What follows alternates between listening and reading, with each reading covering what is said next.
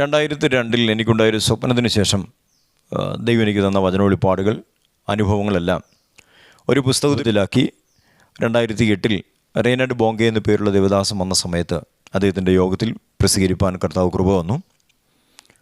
ഇപ്പോൾ ആ പുസ്തകത്തിൻ്റെ 9ാമത്തെ എഡിഷനിലേക്ക് പ്രവേശിച്ചിരിക്കുകയാണ്. അപ്പോൾ തന്നെ മറ്റു പല ഭാഷകളിലേക്ക് അതിൻ്റെ തർജ്ജമകൾ നടന്നുകൊണ്ടിരിക്കുന്നു.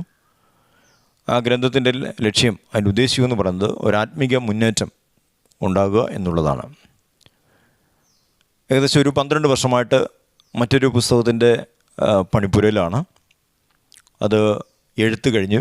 അതിലെ ആശയങ്ങൾ ഈ യൂട്യൂബ് വഴിയായും നിങ്ങളുമായി പങ്കിടുവാൻ ഞാൻ കർത്താവിൽ ആഗ്രഹിക്കുകയാണ്. വളരെ പ്രാർത്ഥനയോടെ സന്ദേശം നിങ്ങൾ ശ്രദ്ധിക്കണമെന്ന് ഞാൻ ആഗ്രഹിക്കുന്നു, പ്രാർത്ഥിക്കുന്നു.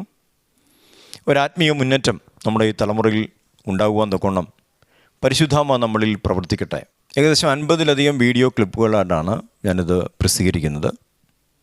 ഓരോ ക്ലിപ്പുകളും വളരെ പ്രാർത്ഥനയോടെ കേൾക്കേണ്ടതുണ്ട്. അപ്പോൾ തന്നെ ദൈവിക വെളിപ്പാടിൻ്റെ അടിസ്ഥാനത്തിൽ എഴുതിയപ്പെട്ടതായതുകൊണ്ട് തന്നെ ഒരു വരി പോലും അത് മിസ്സാക്കാതെ നിങ്ങളത് കേൾക്കുകയും ചെയ്യണം. എന്നാൽ മാത്രമേ അതിൻ്റെ അർത്ഥം മനസ്സിലാകത്തുള്ളൂ. വളരെ പ്രാർത്ഥനയോടെ ഞാൻ ദൈവം എനിക്ക് തന്ന വചന വെളിപ്പാടുകളിലേക്ക് പ്രവേശിക്കട്ടെ. 1ാമത്തെ ചാപ്റ്ററിൻ്റെ ടോപ്പിക് ഇങ്ങനെ കൊടുക്കാം: ദൈവത്തിങ്കിലേക്ക് തിരിയുക, ടേൺ ടു ഗോഡ്. ദൈവസഭ സൂക്ഷിക്കപ്പെടുന്നത് ദൈവശക്തിയിലാണ്. 1 പത്രോസിൻ്റെ ലേഖനം 1-ാം അധ്യായം 4-ാം വാക്യം അത് പറയുന്നുണ്ട്. ഈ ദൈവശക്തി സഭകളിലേക്ക്, നമ്മിലേക്ക് പകരപ്പെടുന്നത് ദൈവവചനത്തിൻ്റെ അടിസ്ഥാനത്തിലുമാണ്. വചനത്തിൽ നിലനിൽക്കുന്ന സഭ വളരുന്നതും ദൈവശക്തിയാൽ ലോകത്തെ ജയിക്കുന്നതുമാണല്ലോ. ആദിമ നൂറ്റാണ്ടിൽ അപ്പോസ്തലന്മാരുടെ കാലഘട്ടത്തിൽ അങ്ങനെയൊരു മുന്നേറ്റമാണ് ദൈവസഭയ്ക്ക് ഉണ്ടായത്. യേശുക്രിസ്തുവിൻ്റെ വീണ്ടും വരെയോളം ദൈവസഭ അങ്ങനെയൊരു മുന്നേറ്റം ഉണ്ടാകണമെന്നാണ് ദൈവം ആഗ്രഹിക്കുന്നത്. എന്നാൽ നേരെ മറിച്ചാണ് പലപ്പോഴും സംഭവിച്ചിട്ടുള്ളത്. ചരിത്രം നമുക്ക് വായിക്കുമ്പോൾ ചരിത്രത്തിൽ കൂടെ നമുക്കത് കാണാൻ കഴിയുന്നുണ്ട്. എന്തുകൊണ്ടാണ് ഇങ്ങനെ സംഭവിക്കുന്നത്?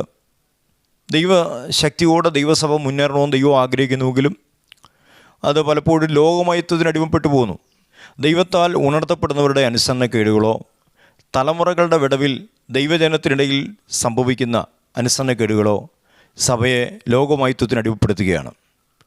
വചനത്തോടുള്ള അനുസരണക്കേട് നിമിത്തം ദൈവശക്തി സഭയിൽ നഷ്ടമാകുകയും ഈ ലോകത്തിന് ദൈവമായിരിക്കുന്ന സാത്താൻ സഭയിൽ അകത്തേക്ക് പ്രവേശിക്കുകയും ചെയ്യുന്നു. 3-ാം നൂറ്റാണ്ട് മുതൽ 16-ാം നൂറ്റാണ്ട് വരെയും ദൈവസഭ അങ്ങനെയൊരവസ്ഥയിലായിരുന്നു. എന്നാൽ 16-ാം നൂറ്റാണ്ടിൽ ദൈവത്താൽ ഉണർത്തപ്പെട്ട മാർട്ടിൻ ലൂതറിൽ കൂടെ ഉണ്ടായ നവീകരണം ആ കാലഘട്ടത്തിലെ ദൈവജനത്തെ വചനത്തിൻ്റെ വ്യവസ്ഥയിലേക്ക് നയിച്ചു. തുടർന്ന് 17-ാം നൂറ്റാണ്ടിലും 19-ാം നൂറ്റാണ്ടിലും ദൈവം തൻ്റെ ജനത്തെ ശക്തീകരിക്കുവാൻ, അവരെ വചന വെളിപ്പാടിൽ വളർത്തുവാൻ തക്കോണം പരിശുദ്ധാത്മാവിൻ്റെ ശക്തിയെ പകർന്നു കൊടുത്തിട്ടുണ്ട്. 20-ാം നൂറ്റാണ്ടിൻ്റെ പ്രാരംഭ ദശകങ്ങളിലും ലോകത്തിലെ വിവിധ രാജ്യങ്ങളിൽ ആത്മീയ ഉണർവുകൾ പൊട്ടിപ്പുറപ്പെട്ടിട്ടുണ്ട്. ഇതിൽ പ്രധാനപ്പെട്ടത് അമേരിക്കയിലെ അസൂസ തെരുവിലുണ്ടായ ആത്മപകർച്ചയാണ്. പെന്തക്കോസ്ത് ദിനത്തിൽ മർക്കോസിൻ്റെ മാളികമുറിയിൽ പകരപ്പെട്ട പരിശുദ്ധാത്മാവിൻ്റെ ദിവ്യാനുഭവങ്ങൾ നിന്നുപോയിട്ടില്ലെന്നുള്ളത് ഈ ആധുനിക ലോകത്തിന് വെളിപ്പെടുത്തിയത് ഈ ആത്മീയ ഉണർവായിരുന്നു. ഇതിൻ്റെ ഫലമായി ആദിമ നൂറ്റാണ്ടിലെ അതേ അനുഭവത്തിൽ തന്നെ, പെന്തക്കോസ്ത് അനുഭവത്തിൽ തന്നെ സഭകൾ സ്ഥാപിതമായി. ദൈവശക്തി നഷ്ടമായി അതാത് രാജ്യങ്ങളിലെ ആചാരങ്ങൾക്ക് അടിമപ്പെട്ടു പോയ ക്രൈസ്തവ സഭകളിൽ നിന്നും ആയിരക്കണക്കിന്, ലക്ഷക്കണക്കിന് ആളുകൾ യേശുക്രിസ്തുവിൻ്റെ ദിവ്യ പ്രകാശത്തിലേക്ക് ആകർഷിക്കപ്പെടുകയുണ്ടായി.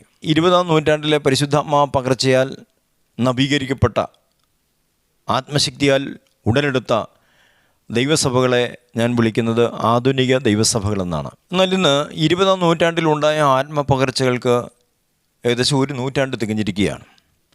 ദൈവമഹത്വം ദർശിച്ച ഒരു തലമുറ കഴിഞ്ഞുപോയി. കഴിഞ്ഞ തലമുറകളിലെ ദൈവസഭകൾക്ക് സംഭവിച്ചതുപോലെ തന്നെ ആധുനിക ദൈവസഭകളും ലോകമയത്വത്തിന് അടിമപ്പെട്ടുകൊണ്ടിരിക്കുന്നൊരു കാലഘട്ടമാണിപ്പോൾ. ആധുനിക ദൈവസഭ ലവോദിക്ക സഭയുടെ അതേ അനുഭവത്തിലെത്തിയിരിക്കുന്നു.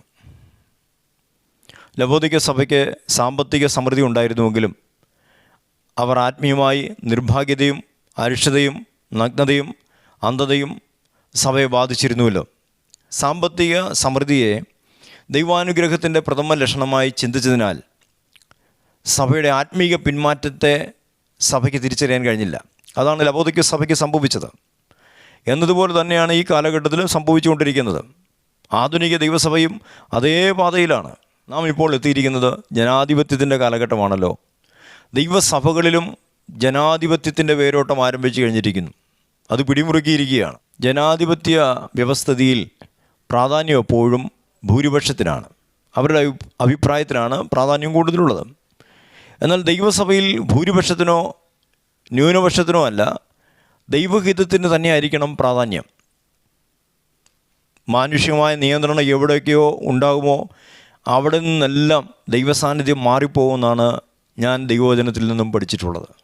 2 രാജാക്കന്മാർ പുസ്തകം 4-ാം അധ്യായത്തിൽ നിന്നും പരിശുദ്ധാത്മാവ് പ്രകാശിപ്പിച്ച് നൽകിയ ഈ സന്ദേശം ആധുനിക ദൈവസഭയുടെ പിന്മാറ്റത്തെ വെളിപ്പെടുത്തുന്നതും ദൈവജനം ദൈവത്തിങ്കിലേക്ക് മടങ്ങി വരേണ്ടതിൻ്റെ ആവശ്യകതയെ ബോധ്യപ്പെടുത്തുന്നതുമാണ്. ദൈവജനം ദൈവത്തിങ്കിലേക്ക് തിരിയുമ്പോഴാണ് ദൈവത്തിൻ്റെ മഹത്വം സഭയിൽ വെളിപ്പെട്ടു വരുന്നത്. 2 തിമോഥെയോസ് 3:16 പറഞ്ഞുകൊണ്ട് ദൈവവചനം ദൈവനിശ്വാസ്യമാണ്. പഴയ നിയമമാകട്ടെ പുതിയ നിയമമാകട്ടെ ഏതു വചനത്തിൽ കൂടെയും പരിശുദ്ധാത്മാവിന് നമ്മോട് സംസാരിക്കാൻ കഴിയും എന്നാണ് ഞാൻ വിശ്വസിക്കുന്നത്. ദൈവം എനിക്ക് തന്ന ഈ സന്ദേശത്തിൽ ഏറെക്കുറെ ഭാവമൊക്കെ പഴയ നിയമ ഭാഗത്തിൽ നിന്നാണ്. അതിൽ കൂടെയുള്ള ഒരു ദൈവിക സന്ദേശമാണ് ഞാൻ നിങ്ങളുമായി പങ്കിടുവാൻ ആഗ്രഹിക്കുന്നത്. അത് പ്രത്യേക വെളിപ്പാടിൻ്റെ അടിസ്ഥാനത്തിൽ ദൈവം എനിക്ക് തന്നതായതുകൊണ്ട് തന്നെ ഞാനതിൽ അതിൽ കൂടെ ദൈവത്തിൻ്റെ മഹത്വം ദൈവം വെളിപ്പെടുത്തുമെന്ന് കർത്താവിൽ ഞാൻ ആഗ്രഹിക്കുകയാണ്. എലീശയുടെ ശിഷ്യന്മാരിൽ ഒരു പ്രവാചക ശിഷ്യൻ ഉണ്ടായിരുന്നു. അവൻ മരണമടഞ്ഞു. ഏതാനും ദിവസങ്ങൾ കഴിഞ്ഞപ്പോൾ കടക്കാരൻ വന്ന് ആ പ്രവാചക ശിഷ്യൻ്റെ ഭാര്യയുടെ അടുക്കലെത്തി അവന് വായ്പയായി കൊടുത്തിരുന്ന പണം തിരികെ ചോദിക്കുന്നതാണ് 2 രാജാക്കന്മാർ പുസ്തകം 4-ാം അധ്യായം 1 മുതലുള്ള വാക്യങ്ങൾ നമുക്ക് കാണാൻ കഴിയുന്നത്. എന്നാൽ ആ വായ്പ തുക തിരികെ കൊടുക്കുവാൻ ആ വിധവയ്ക്ക് കഴിയുമായിരുന്നില്ല. ക്രുദ്ധനായ കടക്കാരന് ആ വിധവയുടെ 2 മക്കളെ പിടിച്ചുകൊണ്ട് പോകാൻ, അടിമകളായി പിടിച്ചുകൊണ്ട് പോകാൻ ശ്രമിക്കുന്നതായിട്ടാണ് നമുക്കവിടെ കാണാൻ കഴിയുന്നത്. കടക്കാരൻ്റെ പ്രവൃത്തിയിൽ ഭയന്നുപോയ ആ വിധവ ഒരു നിലവിളിയോടെ പ്രവാചകൻ്റെ എലീശയുടെ അടുക്കിലേക്ക് ചെല്ലുകയാണ്.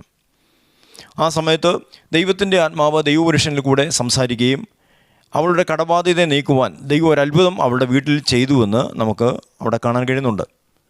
ദൈവം അവളുടെ വിലാപത്തെ നൃത്തമാക്കി മാറ്റുകയായിരുന്നു.